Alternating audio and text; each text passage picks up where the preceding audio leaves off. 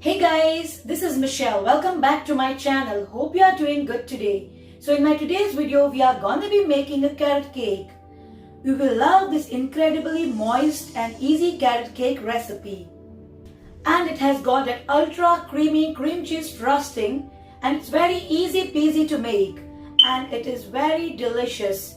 So friends, without any further ado, let's get started with the video. Into my mixing bowl, I'm going to be adding in around 3/4 cups of vegetable oil, 1 cup of light brown sugar, half a cup of granulated sugar, and I'm going to be cracking in 3 eggs into this mixture. And then I'm going to be adding in around teaspoon of vanilla extract, and I'm going to whisk it all together till it is thoroughly combined and it is smooth. Into another separate bowl, I'm going to be adding in around 2 cups of all-purpose flour, 2 teaspoons of baking powder, half a teaspoon of baking soda, 1 teaspoon of cinnamon, 1/4 teaspoon of clove powder, 1/4 teaspoon of nutmeg powder, and half a teaspoon of salt. And I'm going to sift all these ingredients into the bowl. Then I'm going to mix it thoroughly with the help of the whisk till it is totally combined. So here I have 2 cups of freshly grated carrot which I have grated finely. With the help of my clean hands, I'll be mixing it with the flour. This will help the delicate color of the carrot to permeate my cake evenly. And it also won't clump up as I stir the cake together, and it will help to distribute that beautiful orange color evenly.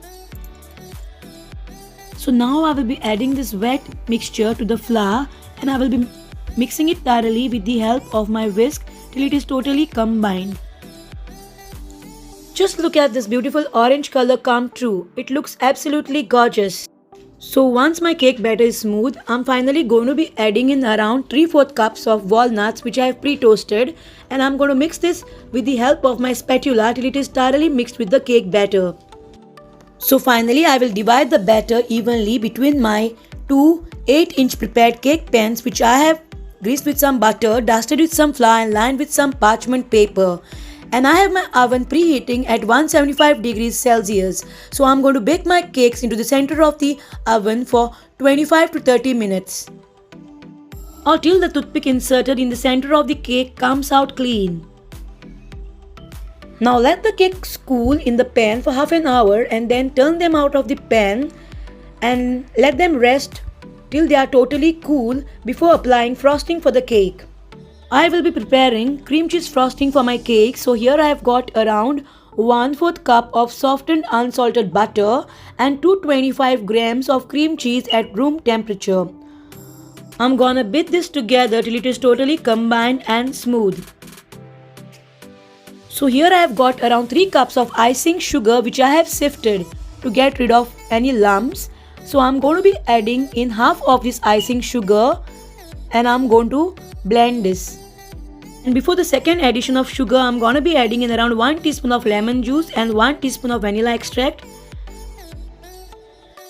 I'm going to just beat this till it is thoroughly combined, and finally I'm going to be adding in the remaining icing sugar to this mixture, and then I'm going to beat it thoroughly till it is totally combined and smooth.